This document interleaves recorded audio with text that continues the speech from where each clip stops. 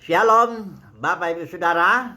Kita teruskan renungan kita masih dengan tema menjalankan kerajaan sorga di bumi ya. Karena memang saat ini kan kerajaan sorga ada di dalam batin kita. The kingdom of God is within you. Oke. Nah, ini kita akan belajar kasus Daud yang melarikan diri ke Ziklag. Itu daerah orang Filistin kepada Raja Akis bin Maok. Itu raja orang Filistin ya, salah satu raja kota-kota orang Filistin itu. Nah, mari saya baca dulu 1 Samuel, adanya di 1 Samuel 27, 28, 29 ya, sampai 30. Jadi kita baca aja dulu beberapa ayat aja ya. Ayat 27, 1 Samuel 27 ayat 1. Tetapi Daud berpikir dalam hatinya, bagaimanapun juga pada suatu hari aku akan binasa oleh tangan Saul. Jadi tidak ada yang lebih baik bagiku selain meluputkan diri dengan segera ke negeri orang Filistin. Maka tidak ada harapan bagi Saul untuk mencari aku lagi di seluruh daerah Israel. Dan aku akan terluput dari tangannya. Ya, ayat 2 itu dia dengan 600 orang pengikutnya Daud itu, mereka pergilah ke sana ya. Ke Akis itu namanya, bin Maok, raja kota Gad. Oke lah. Jadi ini ceritanya begini, latar belakangnya kenapa Daud itu jadi mau lari dari negeri Israel ini. Jadi setelah Saul ditolak menjadi raja, kasus Amalek itu oleh Nabi Samuel tolak, maka Tuhan memilih lagi seorang raja, itulah Daud ya. Ketika Daud diurapi di depan saudara-saudaranya itu, Daud sebenarnya sudah jadi raja di situ karena Saul sudah ditolak. Jadi Daud sudah jadi raja hanya di hadapan Tuhan. Tapi di hadapan manusia, di depan orang Israel, Daud belum jadi raja. Sebab jabatan raja itu masih dipegang Saul ya. Nah oke, ceritanya akhirnya Saul tuh karena dia iri hati sama Daud ya, dia mengejar Daud, mau bunuh Daud gitu ya. Dan juga roh jahat, roh Tuhan sudah undur dari Saul itu ya.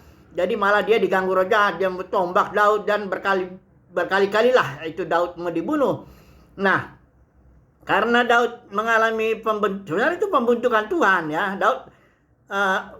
Saul itu mau ngejar-ngejar Daud begitu.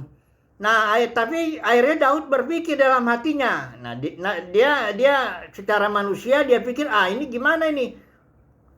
Saya lari aja lah ke daerah orang Filistin. Nah, di situ daerah orang Filistin cukup lama, dia 1 tahun 4 bulan.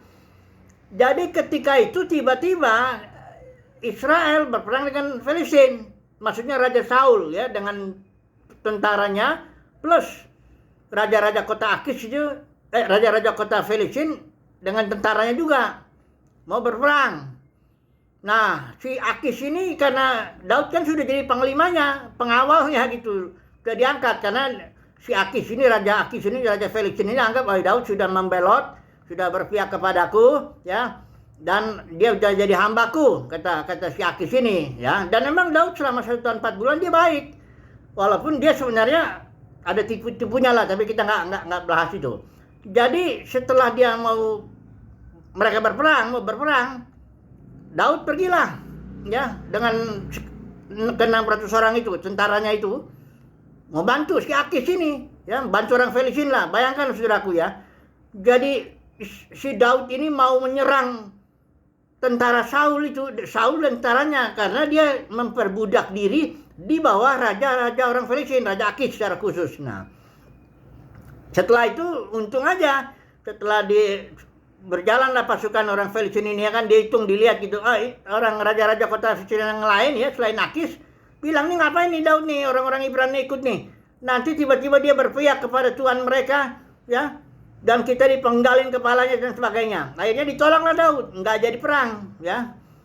Nah, ketika Daud pulang dari medan perang ke kota Ziklag, itu kota yang dimana Daud dikasih sama Akis ini, daerah Filistin. Karena Daud bilang, janganlah aku tinggal di kota kerajaan ini, kasihlah kota Ziklag ya, daerah Ziklag itu. Ketika Daud sampai Ziklag semua dengan tentaranya, dengan pasukannya pengikutnya itu, ternyata Ziklag udah dihajar oleh tentara Amalek, orang-orang Amalek.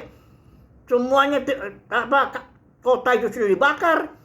Udah gitu ditawan lah semua. Istri Daud yang 2 itu siapa Ahinoam dengan bekas istri Nabal itu siapa itu.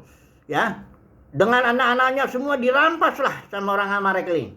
Akhirnya Daud dengan 600 sekitar itu berteriaklah, dia sangat krisis sekali itu kondisi Daud, sampai katanya mereka menangis sampai nggak kuat lagi nangis ya, karena masing-masing sakit hati ya. Bahkan rakyat itu yang 600 pengikut Daud itu mau bunuh Daud, mau lemparin Daud. Daud sangat-sangat terjepit sekali ya. Tapi dia akan akhirnya menguatkan diri menguatkan kepercayaannya dalam Tuhan, dan akhirnya dia menyerang Amalek. Dan akhirnya Amalek rampasannya balik, semuanya balik ya, istri Daud, anak-anaknya semuanya, mereka juga. Oke, pelajaran apa nih yang kita dapatkan dari kasus Daud atau kasus Diklag ini? Ya, akhirnya Daud sendiri mengatakan setelah itu, dia di dalam Mazmur 37 Daud berkata ayat 3, percayalah kepada Tuhan dan lakukanlah yang baik, diamlah di negeri, katanya, di negeri Israel itu, dan berlakulah setia. Karena Daud sudah dengan pikirannya dia udah berlaku nggak setia. Karena orang Israel itu, Yahweh memberikan tanah negeri itu Israel situ, jangan keluar dari situ ya. Kalaupun memang ada masalah di negeri di Israel itu tetap harus setia di situ. Tetap kata Daud bilang percaya terhadap kepada Tuhan. Karena dia sempat Daud nggak percaya, dia pakai pikiran sendiri, gue kabur aja dari Saul. Nah ya. Memang benar, setelah Daud itu lari ke daerah Filistin, Saul nggak ngejar dia. Nah oke, sekarang kita langsung terapin aja lah ya. Apa ini artinya dengan tema kita? Tema kita kan menjalankan kerajaan sorga di bumi ya. Nah, di sini begini loh, Bapak Saudara ya. Kerajaan sorga, kita sudah bahas berkali-kali itu, bahwa kalau kita menjalankan kerajaan sorga di bumi, itu kita tidak mungkin ada di denominasi-denominasi. Karena denominasi-denominasi itu adalah kerajaan-kerajaan manusia, di mana para penguasanya ya, Nimrod ya, yang saya bilang gitu, para pemimpinnya itu memiliki semuanya aset itu kerajaannya. Denominasi itu adalah kerajaan si pendeta itu, si gembala sidang itu. Nggak mungkin kalau orang udah dapat pewahyuan bahwa dia harus menjalankan kerajaan surga di bumi, dia tidak mungkin ada dalam sistem denominasi seperti itu ya. Dia harus ada di luar ya, melayanilah ya, memberikan apa yang Tuhan anugerahkan kepada kita. Dan kita di luar ini, di luar sistem kekristenan, kosmos kekristenan ya, itu kita nggak akan dapat gaji ya. Siapa yang mau gaji kita? Nggak akan dapat jabatan, tidak akan dapat hormat dari orang banyak di dalam kekristenan ya. Jadi tapi disitulah kita ditantang untuk belajar setia ya, percaya kepada Tuhan, belajar setia. Jangan seperti Daud itu lari kepada daerah Filistin. Memang dia aman di situ, cari aman dia di situ. Nah, saya beri kesaksian saya lah sedikit ya. Jadi gini loh, saya ini ada di luar sistem kekristenan. Saya enggak punya gaji, enggak punya jabatan, enggak dapat hormat dari orang banyak ya. Nah, misalnya lah saya udah capek nih Tuhan, karena saya dari tahun 2000 itu keluar dari sistem itu, jadi sudah 26 tahun ini. Capek saya ingin dapat gaji lah, saya ingin dapat jabatan lah, entah apapun, saya ingin dapat juga hormat dari orang banyak. Nah, saya bisa aja kerja di kayak Daud, larilah ke satu kota atau satu denominasi. Kalau saya dulu latar belakangnya karismatik, tahun 90 sampai tahun 2000 itu saya pendetanya karismatik ya, dengan beberapa teman itu ya.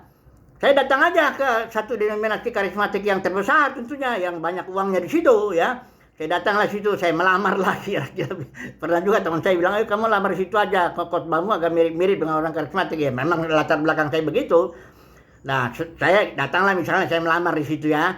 Saya dapatlah gaji ya, uang entah apapun namanya itu. Udah gitu khotbahnya saya harus atur sesuai dengan keinginan si pendeta senior pemilik kerajaan itu. Nah, kalau saya soal khotbah karismatik agak gampang saya, karena emang saya dulunya begitu. Nah, udah gitu saya udah dapat sedikit jabatan, sudah dapat hormat dari orang banyak. Ya, saya aman. Ya, kantong saya aman, ya, apa keluarga aman dan sebagainya ya. Tapi kelakuan seperti itu, karena saya udah lihat bahwa denominasi itu kerajaan manusia itu, bukan menegakkan kerajaan surga di bumi. Nah, jadi kalau saya cari aman, saya datang ke satu denominasi besar tertentu, karismatik, biar saya dapat di situ gaji, ya tukang khotbah yang pengkhotbah bayaran lah istilahnya begitulah ya. Itu saya berlaku seperti Daud. Nanti kena disiplin Tuhan kayak Jiklak ini. Daud hampir dilemparin sama. Lah oke lah. Jadi bagaimana dong? Ingat Mazmur 37 itu tadi ayat 3. Percayalah kepada Tuhan, ya. Diamlah di negeri, berlakulah setia. Kalau saya terapkan kalimat itu kepada saya, percaya aja kepada Tuhan. Tuhan akan pelihara kehidupan saya maupun keluarga saya, ya. Walaupun saya nggak dapat gaji, nggak dapat jabatan, nggak ada apa-apa, Tuhan pelihara. Percayalah kepada Tuhan, ya. Dan diamlah di negeri artinya tetaplah engkau dalam posisimu menjalankan kerajaan surga di bumi, di luar sistem kekristenan, kosmos kekristenan, ya. Jadi diamlah di negeri dan berlakulah setia. Ini kalimat ini saya sangat mengena ya. Saya renungkan, saya resapi itu ya kasus Daud ini, Jiklak ini. Semoga saudara dan saya juga mendapat panggilan Tuhan untuk menjalankan kerajaan surga di bumi. Walaupun kita dalam proses di sini, nanti ketika kedatangan Tuhan yang kedua, biasa disebut begitu, kita akan menjadi raja-raja ditampilkan, imam-imam juga ya, dalam kemuliaan dengan tubuh kemuliaan dan memerintah di bumi bersama dengan Tuhan Yesus ya. Kalau soal yang denominasi itu yang ini itu ada di Wahyu 17:18. Saudara bisa belajar itu akibatnya itu orang apa kalau membangun kerajaan sendiri, tarik pengikut pada sini, tarik uangnya itu akibatnya ada itu di Wahyu pasal 17:18. Kita nggak bahas itu. Oke lah. Semoga saudara dan saya mendapat kasih karunia lah untuk tetap percaya Tuhan, tetap setia diam di dalam negeri ya, dan berlaku setia lah ya, tetap menjalankan kerajaan surga di bumi ini. Haleluya. Amin.